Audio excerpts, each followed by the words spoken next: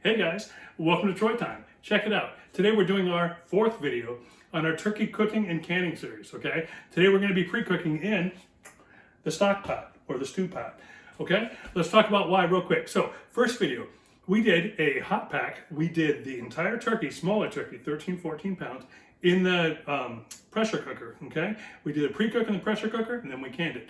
That worked great for a small turkey, gave us a little bit of stock. We were good to go for using that stock in further cannings, okay? Second, we did the hot pack. We cooked the whole turkey. We had that golden crust, that flagship presentation, like dun dun dun, beautiful turkey, right? But we used some of the stock that we made from the first video to can that so that it didn't get dry and we kept it moist. Third video, we did a 50-50 or double duty. We took two turkeys. We did the cold pack of the breasts and then we did the hot pack on the legs and thighs, right? Man, those came out good too. Well, I've been feasting on those things. Anyways, we did the hot pack on those, right? So that was great for that. Now, this last one, we're gonna do a pre-cook in the stew pot. Okay, why do we wanna do that? Because we want to get the juiciest, most tender turkey that we can when we're canning, okay? I had some questions from some of y'all, hey, can we hot pack the turkey legs that you made? I was like, yeah, but if you're gonna go ahead and can them anyways, there's no sense to put them through the oven because that's just gonna dry them out some. So the best, most juiciest, most tender turkey you can get is coming out of the stock pot, okay? Pressure cooker, real same, probably similar, maybe second. But if you want to keep them tender and juicy, you do it in the stock pot and you get a ton of stock, okay? Which is great because now, as we go into a longer series where we're not going to be eating that turkey so much, we're putting it away on the more medium-term storage shelf, we're going to want that stock so that we can make our turkey gravy and we can make the base for turkey rice soup. So we're going to want to can that stock. So what's different about this one is we're using the stew pot to do our pre-cook, apart from the cold packing of the breasts, and we're gonna can some of our stock as well. So it's awesome stuff's coming forward. We're finally wrapping up a lot of what's going on for turkey time, and that's what's coming up next. Pre-cooking turkey in the stew pot, canning turkey in the Nesco Carry pressure canner, coming up next. Okay guys, we've got our stock pot about half filled with water, okay? A big part of what we're doing here is gonna be being efficient with our timing, so we wanna get that stock pot going first, okay? To that, I'm going to add some chicken bouillon, and I'm gonna put in about that much, okay? That's gonna help get us going, okay? I'm gonna put this on high. We're gonna stir that around a little bit.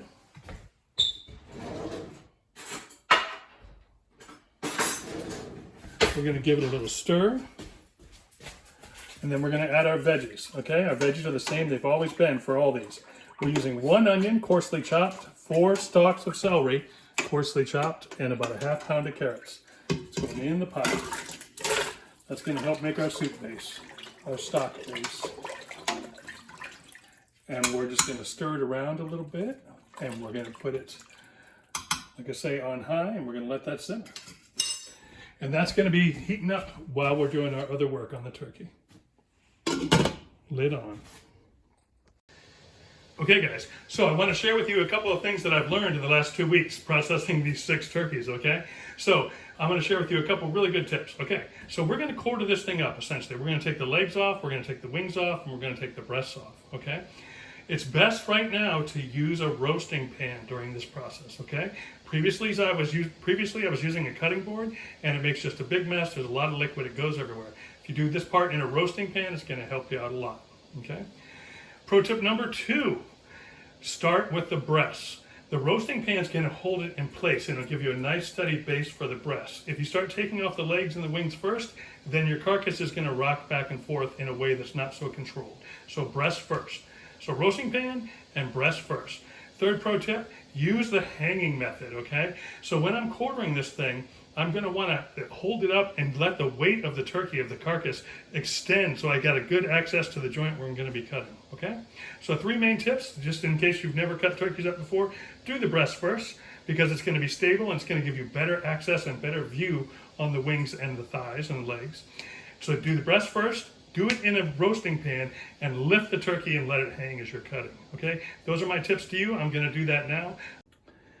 Okay guys, we're over at the stock pot. We're just going to take the thighs and the wings and legs and we're going to put them into the stock pot. Okay, just like this.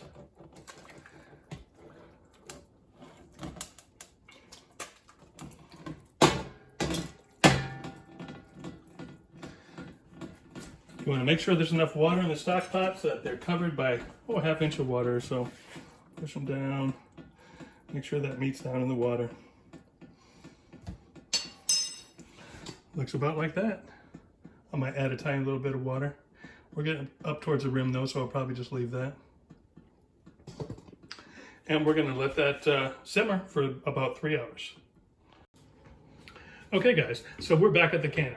Now realize I'm not going into as much detail as I would normally, because I've already shown this part of doing this with in our last video, the double duty, where we did the cold pack with the chicken breast and the hot pack, or not the hot pack, but cooking the turkey legs in the oven. So if you want a little more detail on how I did everything here, just go back to our last video, the double duty one, and you can see it.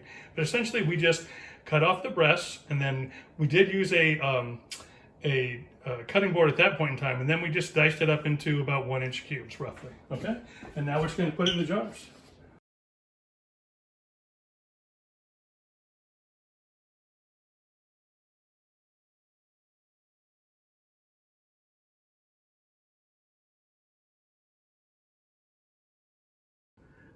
Okay, so this is what I want you to notice. So because of the amount of meat, this is how much we had left. It's not going to be enough to even get started on a 3rd quart, right?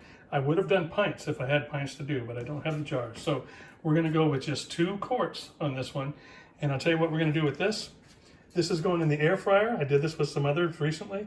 It's going in the air fryer for 15 minutes when it's lathered with butter on the top and blackened seasoning. I'll show you some of that blackened seasoning in the next frame.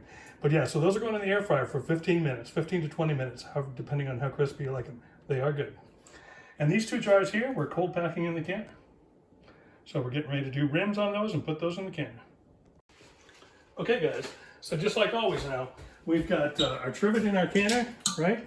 And we've got 2.5 quarts of water in there. If you want a little more detail on those sort of things, go back and watch that 3rd video where we do the double duty and you'll see all that.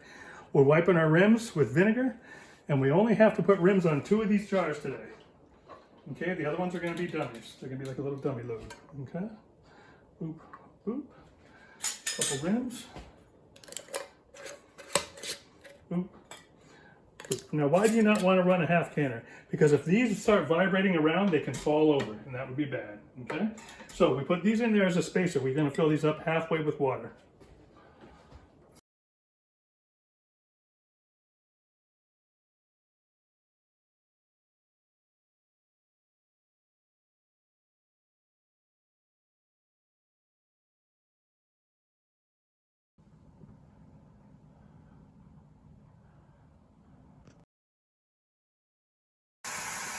All right, when it hits E0, we flip the switch.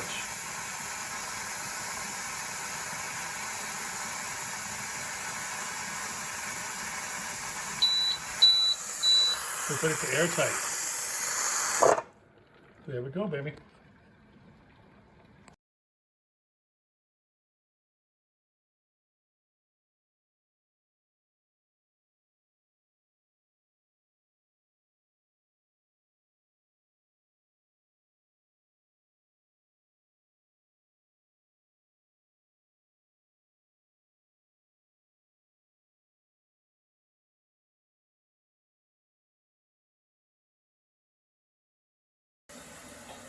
Once again, we've set our canner to brown and we've hit start because we're trying to just thermally equalize all those 4 jars with the hot meat that's going to be into them.